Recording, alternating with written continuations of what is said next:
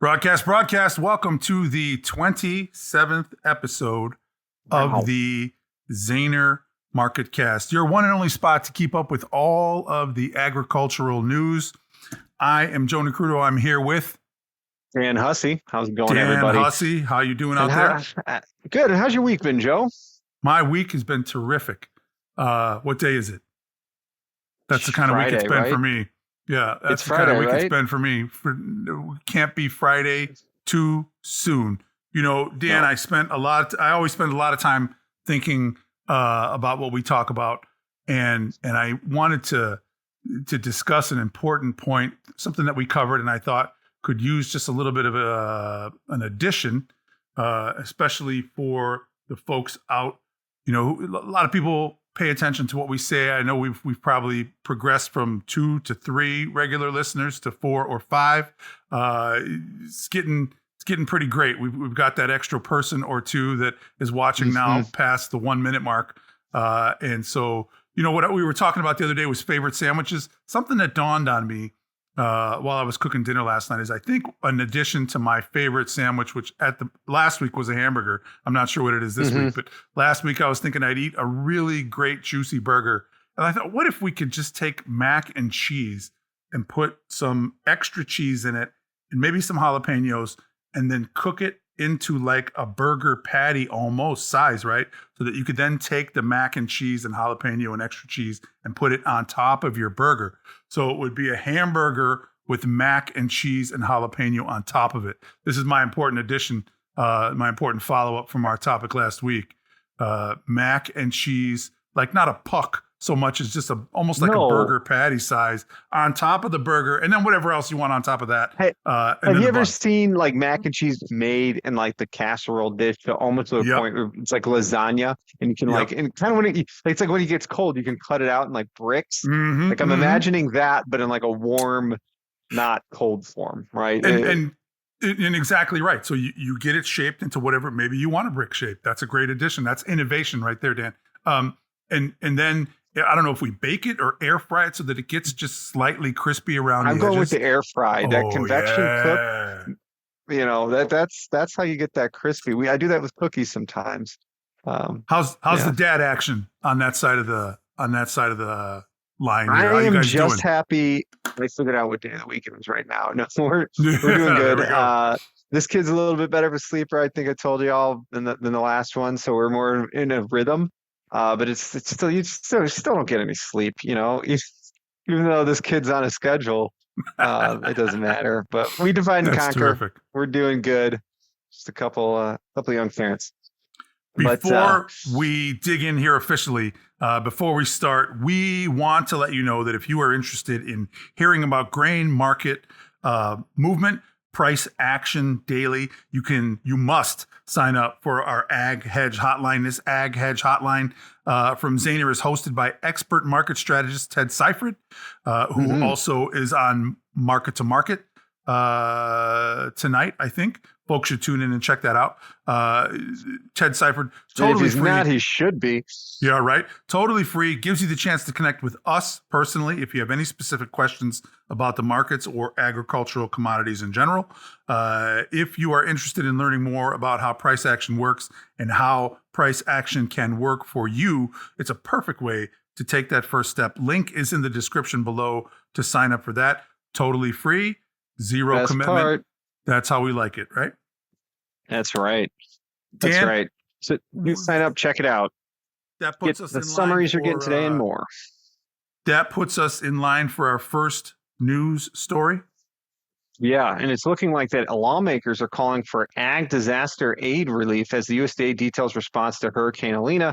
And I'm sure we're all seeing it in the reports this week, how FEMA, the budget issues they may be running into and shortfalls for natural disasters and into the hurricane season. So it doesn't shock me that we're starting to get other government agencies involved. Now, the USDA, a group of 34 lawmakers from both parties and chambers in Congress representing southeastern states, wrote a letter Tuesday to Congress hoping to work with President Biden to provide disaster and aid to agricultural producers following Hurricane Helene. And is it Helene or Helena? It's splitting hairs, but you know. You say tomato, I say I say, tomato. right. Right. Either way, the hurricane we all know and are talking about in the news, right? The letter comes Yes. after President Joe Biden indicated Monday that Congress will likely need to pass a supplemental disaster package to deal with the response to his historic hurricane. And we've all again seen, and we're going to hear now how on call Tuesday, officials from multiple federal departments highlighted some of the responses to the hurricane, with FEMA, the Federal Emergency Management Agency, officials saying that there are about 3,500 federal employees on the ground in storm damaged areas, providing everything from rescue assistance to helping deal with food and housing needs. FEMA officials encourage people to get the word out that FEMA is available to provide assistance, said Daniel Lagarde, FEMA's press secretary. We don't want anyone to think in any way, shape, or form that FEMA is not well positioned to help with the assistance and ready for our state partners. He said. Robert Bonney, USDA's Undersecretary for Farm Production and Conservation, said farmers and livestock producers will face both short-term impacts and longer-term impacts on their livelihoods that will last for potentially years. Talking about agricultural impacts, Bonnie said farmers in states hit hardest by Hurricane Helene have roughly 20,000 crop insurance policies with about $7 billion in total liabilities there. That's a lot. That's a lot of liability. That's only a portion of the impacts that we think agriculture will be hit by. So again, that's only what's under crop insurance, right? That doesn't cover the insurance for everything else that is associated with your farm, right? Bonnie added it, and I think alluding to the idea that that is just a drop, that is only one piece of the problem here, right? Bonnie added that the USDA would be prepared to handle a supplemental aid package if Congress does choose to pass a package. So nice to see that, where politics can be put aside, when you genuinely have a need for helping hands. Sounds like there's some other areas that are coming in for a safety net other than just FEMA, which I know reports have been a little rocky. So Which we'll is see. funny, And right? anyone who, and honestly, anyone who is affected by this natural disaster, it goes without saying, all of our thoughts and prayers go out to you. Hope you guys are safe. Well, we would love to hear that you're doing well. Tell us your story, share with the world, because everyone needs and deserves to know your struggle and how they can, of course, help you at the end of the day. So, and you see how it works in America. A lot of local media. You don't see this too much on the national stuff, but the local media, probably where you live, somebody's got a bus and they're picking up stuff locally. They're going to get that bus filled with volunteers. They're going to get that bus filled with food, stuff that water, food, canned water, goods, and blankets, right? All the things. Just drive that bus right down to where folks need it. And government's going to do what it does, we could probably talk an hour about that. But Americans, and it's not even politics. Ground, that's just government. The government doing government things. It's not Democrat or Republican. It's just the inefficiencies of giant bureaucratic governments. That's it. Which is interesting too, right? Because we saw the payroll number today, and not to belabor this, but we thought we might talk about this. The payroll number today up 254K with revisions. Another, I believe that was expected about 150,000, right? So I mean, it was a blowout number, relatively speaking, right? Big chunk of that in government. And I thought I caught somebody on RFD TV over my shoulder this afternoon talking about the revisions and how many of these numbers or how many of these jobs are actually government jobs. And that number was astounding. Government this month up 31,000. Social assistance, which to me, very well, that could be outsourced government stuff. A good chunk of that, 27,000 government and social assistance combining. What is that? 58,000. I mean, that's put in healthcare, another 45. There was a few bright spots. Construction up 25K. And here's an interesting number. Tell me what you think about this. But food and beverage establishments up 69,000, which kind of dovetails. I caught a report the other day where they were saying that maybe they had misjudged the position of the American consumer, and that the consumer was maybe not as burdened with debt as they had thought, and that there was a lot of room to run for the American consumer to continue to contribute to economic strength here in the United States, which, of course, I should probably even just let you say it, but this all of this positive data coming 30 days away from 40 days away from the next presidential election. A lot of times these great economic reports tend to dovetail nicely. Try not to with elections. say anything, right? You know what I mean? Try not to put the conspiracy theory hat on. But when you do look at the facts that I'm about to speak to are that when you look back over this last year, we've had some of the biggest backward revisions. In the last couple of years, we've had some of the biggest backward revisions in the history of these numbers. And when you look at statistically what the number is supposed to be, 150,000, then what it comes out to is 250,000, and compare that to a backwards revision. Some of these numbers are getting dropped down by about that much too. You come up with what is in statistics called a standard deviation of error. In other words, these numbers can fluctuate by 50 to 150,000 jobs every month. That's the standard deviation of error. In other words, these numbers are statistically irrelevant every time they come out because the standard deviation on it is just as big as one iteration of the number. Therefore, that number could not exist, or it could be double what it is today. And statistically speaking, if you're not taking that into account, this number is jumping. Just period. It is. I can't look at it as a statistician and say that number means anything to the economy. ILA longshoremen agreed to return to work until January 15th, 2025. ILA, you know how we love acronyms, Dan, you and I. So let's bust up this acronym. Say that five times fast for me, Joe. International Longshoremen's Association, the ILA. And so these are folks, probably both men and women, that work in ports on docks, and they're responsible for moving stuff, containers, the things that go into the containers from point A to point B, right? To get it onto the boats. Agricultural groups breathe. I'm sorry, this is a story from Mary Kennedy from DTN. Thanks, Mary. Agricultural groups breathed a sigh of relief late Thursday and I was visiting with family, and somebody looked at the television and said, "Oh, the port strike is over." I was like, "Get out of here. They're just getting started. This guy's on TV talking crazy." I said the same thing. Right? Exact same conversation. No way. And so that was over before it began. They probably sent somebody from the government to help him come to a conclusion about what this was going to mean what the job is. What this was going to mean for possible inflation and the fact that they like to keep cutting interest rates. I diverge. In a statement, International Longshoremen's Association agreed to return to work at ports along the East Coast and Gulf of Mexico. In a statement on their Facebook page Thursday evening, the ILA said International Longshoremen's Association and the United States Maritime Alliance Limited, that's USMX, and let's bust up that acronym. Those are the folks that run these ports, the corporations, right? Have reached a tentative agreement on wages and have agreed to extend the master contract until January 15th, 2025, to return to the bargaining table to negotiate all other outstanding issues, automation, et cetera. Effective immediately, all current job actions will cease and all work covered by the master contract will resume. Dow Jones reported the breakthrough Thursday came after port employers offered a 62% increase in wages over 6 years, according to people familiar with the matter. This temporary resolution couldn't have come at a better time as ships have been anchored off the striking ports since Tuesday. Sea Trade Maritime News said, according to Vizion's container tracking, on the second day of the strike, the number of vessels bound for ILA ports was 368, up 348 the previous day. 4 vessels had moved away from U.S. ports affected by the ILA strike, with 2 headed for the Bahamas, 1 for Halifax, and 1 ship sailing to Panama. National Grain and Feed Association, the NGFA, sent out a press release to members with a statement from Mike Seifert, president and CEO of NGFA. It's a relief that a tentative agreement has been reached and the ports will be open for business once again. For U.S. farm products to flow smoothly to domestic and international markets, it is essential for all parts of the supply chain to be fully functioning. Shutdown of these vital shipping ports was already starting to create big problems for NGFA's members and America's farmers during harvest season.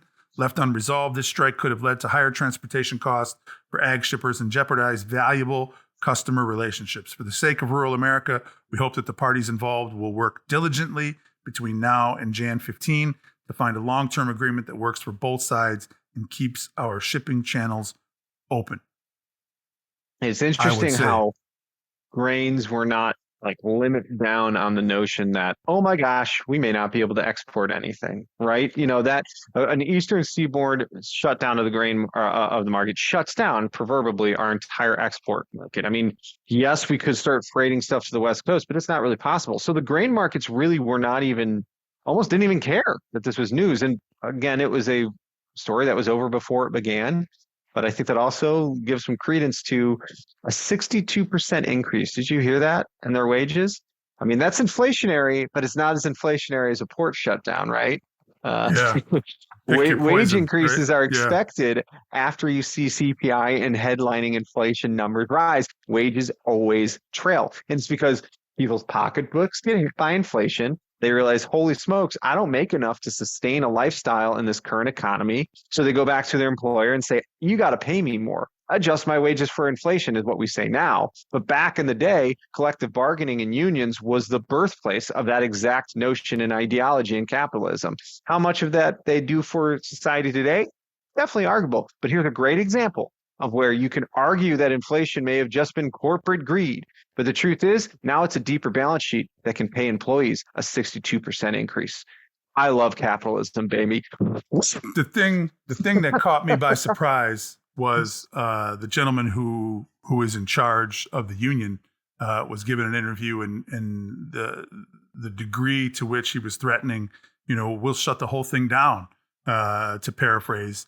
And I thought to myself, the power he held. Are you're alluding to kind of? Well, or just the level of intent. If there ever was a better advertisement for the idea that we could want to automate some of this stuff pretty quick, do you know what I mean? I was just surprised at the tone, and maybe they knew that this was going to be short lived, and he was going to get his 15 minutes. I'm not super familiar with how the thinking for longshoremen works, but it seemed to me that if you were going to say some things and you're worried about companies being focused on automation, the idea that you would shut down the human component might inspire some people to give further consideration to automation. And Sure. I don't know, we've not had much luck. I struggle to think of many businesses where somebody came in and said, no, we're not going to apply new technology. Do you know what I mean? It just, the technology seems to the technology is going to get loose no matter what. And so it was just an interesting take for me. I wasn't sure what he was trying to accomplish. Yeah, I don't know either, because you fight this battle on a long enough time frame, the robots are going to win. Unfortunately, that's the truth. Look, it's already happening even in like grocery stores, and I mean, there's no checkout people. You're a self-checkout with basically a checkout robot. You go and you order your meal at McDonald's. You're up. I just saw this. It blew me away. Not a single human touched my cup until it was ready to be handed to me. From the time my order was placed, my Coca-Cola entered a machine. The thing put ice in it, filled it up, and moved it down a conveyor belt. The whole thing was automated. I mean, they basically just need somebody to flip a burger, and McDonald's is, an entirely run robotic store now. It's incredible what they can do. And good thing they're automating. Good thing they're automating all those jobs away too, because McDonald's doesn't make any money. I don't know how they would afford to. I don't know how they would afford to pay anybody. It's crazy. So it just shows to go you that even though they make billions and billions of dollars, they're going to automate what they can automate, right? Right. And they always are. And the human component here, everybody can't argue that it isn't important.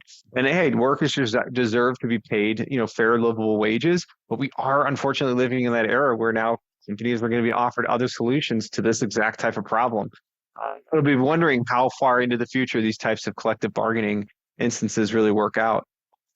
So after covering the mac and cheese with jalapeno addition to my burger, which I felt was very important, second thing that I think is important for this week, and here's where we flip over to the sincere side of the equation. This was Golden Week, Dan. Chinese are on week-long holiday. Tell me what you think about the technical validity of market price action when you have a holiday week. So let's just take it. Let's switch it so that it's more American centric. We never do that, but let's make America the middle of the universe. It's the week of July 4th or Christmas. Those are our two classic weeks. How about the holiday? The Christmas to New Year's holiday is a classic. The holiday weeks. Just don't even turn the screen on type of a thing. Set alerts to make sure prices aren't going where you want. But generally speaking, the trade of that week is on light volume, light participation, and I don't want to say you chalk it up to almost ignoring it because it's still price action, right? That's still valid, but it's definitely price action without a lot of participation behind it. And anytime we have that, we have less conviction that what that price action is doing is actually what the market intends and is, you know, finding the fair price and right and price discovery. Those things happen when there's a lot of participation from a lot of competing members in a market. When it's just a couple guys sitting around drinking beers, getting sloshed on the holidays, On the it's not eggnog. exactly a. That's not exactly conducive trading, right? I mean, How about this? but How about Dece wheat for the week? December wheat for the week. We opened 579 3/4. The high was 617. Help me remind me of that number in a minute. The high was 617 1/4. Low 617. 575.5. Last trade I saw was 590 1/4. On the week, that was up 9 3/4. Funds came into the day estimated to be short still 18,000 contracts. This is a question we had asked last week. Boy, we wonder what's going on with the funds and how short they might be. Turns out they're covering rather rapidly. Dan, that 617 1/4 versus that last trade, what is that? 27, almost 30 cents off the highs for the week. That ran like that's smack dab into the 200-day moving average. And right down into not almost into that 18-day on support today. That's that 18-day moving average coming in at 584.5. Lows of the day at 586 and something. So basically, right, we broke above that 18-day. We've been trending above it. We tested it a few times there at the end of September, decided, hey, we want to stay above that level. And the market continued higher, marched up to that 100-day, pressed through it. That's around the $6 mark. And like Joe said, hit that 200-day, which is very clearly the resistance and technical on this chart we got rejected from 2 days in a row, highs that could barely get above, and at 615 3/4, let's call it today's close, that 200-day marks the upper bounds of resistance now on this chart, with support down here expected around this 18-day moving average at 585, 584. If we don't hold the 18, can you see it trading to the 50? I got the 50 at 565.5. What do you think about that? Absolutely. Yeah, I really could. I mean, that's your next big level. It's almost a 50% retracement from the lows of August through the highs here after. So it's a very, responding technical level that we'd expect. You also had support mid-September. August kind of had that reversal low. September found its way up, found some support on the 9th and on the 19th, right around where that 55-day moving average is and has been, around 564. And we've held it as support. So going back down there to test one more time before the big break and move up is definitely possible. But I would definitely start to be concerned here, because as you can see on the chart we're showing you, there is that upward sloping channel on this chart that is confining price action pretty well. And if we break that channel support, it does seem like the market has now, might be now in a period of price discovery lower.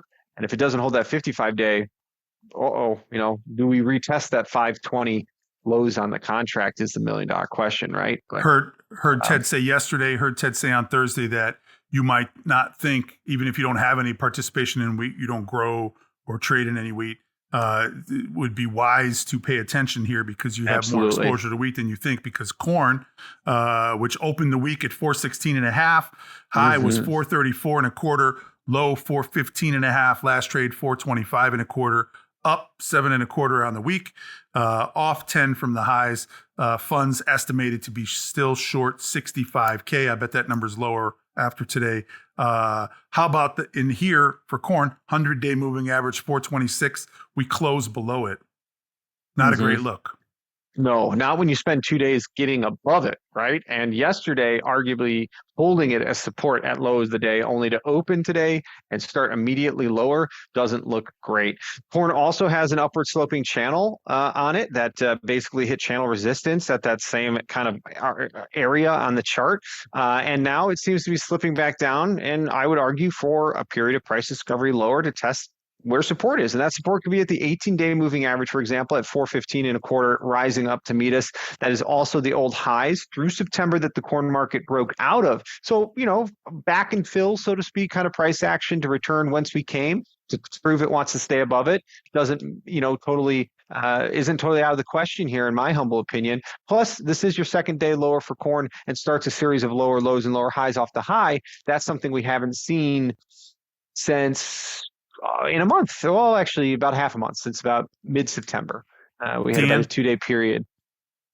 fundamentally, wheat burdened by the fact that Russia's going to give it away to convince people to do business with them. Global pariah. Nobody really wants to do business, but they're offering it at such a price. You can't ignore it. Can't ignore it. Cheap Corn, to ignore. on the other hand, we're not burdened by that scenario. Corn exports big. What was it? And double check my numbers. 1.684 million metric tons in that export announcement that we saw earlier today. But yet corn still probably under pressure from the dollar. Big dollar move. Wheat not really holding. But let me ask you this: in the context of that export reporting number, and what we could possibly see going forward, can we look at the 200-day moving average 451.5 as a target that we could see anytime soon? If you're thinking about marketing, guys are harvesting, they're going to have maybe you're a younger farmer or a newer farmer, you don't have access to storage without spending a bit of money. You're thinking about letting some bushels go off the combine. Do you think that 451.5 is a target? I think it's possible. I mean, it's the hope target right now, though, because anything above that, I think, is you're getting really, really, really, really long in the tooth in terms of your what you're looking for. The question is, do we have a little bit more up and down between now and then? And is that August low that we have already on the chart, is that going to stick as our harvest low this year? Those things all kind of, scare me a little bit. I don't think 451 half's out of the question. It happened to be the supportive area in the old contract lows from February this year that we broke below around 445. I think it'd be very natural to test back up to that area, on the bigger time frame, right? Corn isn't just in this one seasonal move. We're a few seasons off the contract, like not all-time highs, but recent highs.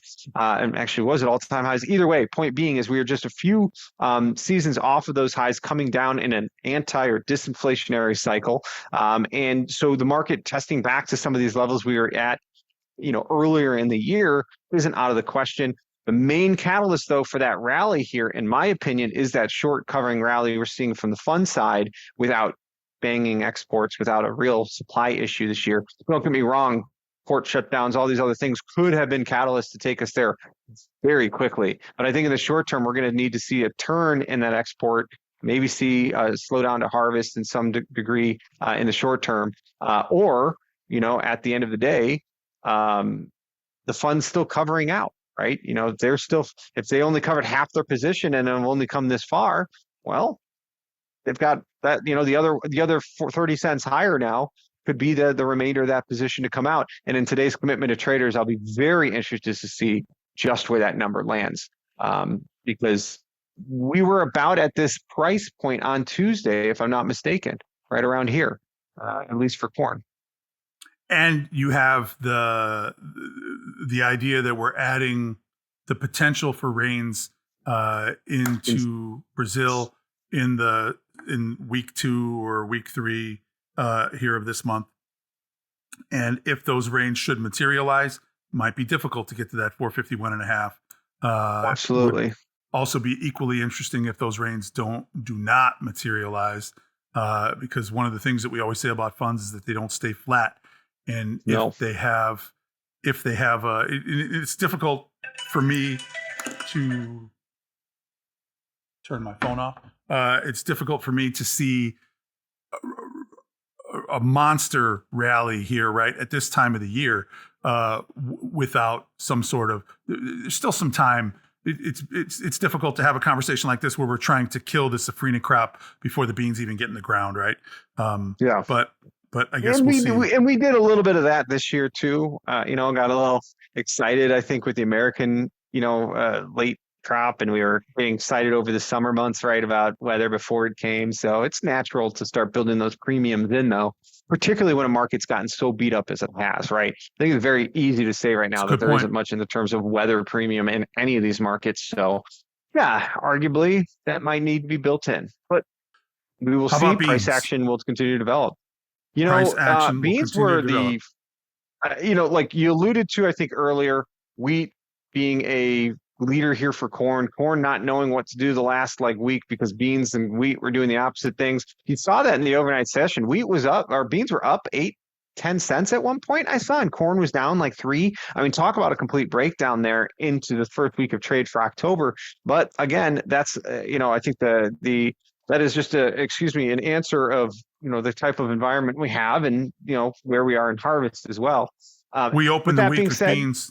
We opened the week with beans, 1062 and a quarter. High was 1069 and a quarter. Low 1036 and 1/4. Last trade I saw, Dan, 1037 and 3/4. Down, double check me on this, down 28 for the week. on the week, yeah. Funds came in to the day short about 56,000 contracts. 100-day moving average 1071 and 3/4, just above the high for the week 1069 and 1/4. We'll call that a little air kiss. Technical failure or temporary pullback? Because I was thinking this was very bull flaggy until we started to break lows today. The fact that we haven't broken below that 18-day moving average or the upward sloping trend line still keeps us a very channel series of higher highs and higher lows on weekly time frame, right? Not a necessarily antagonistically bearish chart. Is it a rolling top? Could it flip and break these levels and become very bearish and we have a big sell-off? Yeah. And if wheat, being kind of the leader here in our row crops with that downward pressure, drags corn down with it, and I think today was the day where beans said, yeah, I can't not follow, unfortunately. Interesting that we're opinion. bounded by the 10 overhead at 1049 and a half and bounded by the 18-day below at 1031 and a quarter, with a 50-day moving average, almost daring somebody to come down, at 1011. I've got 1011 as the 50-day moving average. That's you could almost consider that a test of 10 if we get down there. And some real questions I think are going to have to be asked if we, you know what I mean? It seems to me like we're not going to be able to get to that 10 or below that 10 and that was without support some confirmation in September.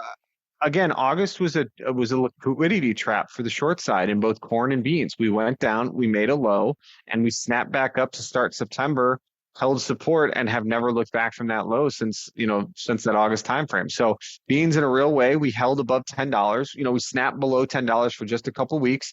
We've held above it now on the way back up. And I'm with you. I think there's some liquidity and a lot of shorts there that may be still trapped that they probably won't let out if this market wants to go higher. But again, if we roll over and you go through those levels, you can make an argument that we have traded up into some resistance here. The levels, for example, from July around 1080 that we couldn't get back above, and ultimately then resulted in that contract low. So the last few days, we've seen lower lows and lower highs off the highs. The week was a little bit lower, but ultimately, I believe it's still a higher high and a higher low, we still held last week's lows. So we haven't quite even reversed the weekly candles, if I'm not mistaken, either. So as you look at that chart, what is an idea in terms of short capitulation? Do you know what I mean? So if we referenced those shorts that were trapped from lower levels, if it does start to rally, where do they capitulate? I mean, you alluded to that 100-day level. I think that would be kind of your next breakout around 1071. I think it opens the door to 1030 or 1130 to 1140 at that point. Get back to test that summertime contract low we had. Similar to corn, right? If we said 4 or 540, 5 was that level. And the beans, it's around 1120. And that also happens to be where the 200-day moving average is, right? 1128 and 3/4, let's call it here, closing out the day. Seems like a natural level to go back to test old support now as resistance or major moving averages if we want to continue higher. Everybody's marketing needs are different, but at this time of the year, we can speak in broader brushstrokes, right?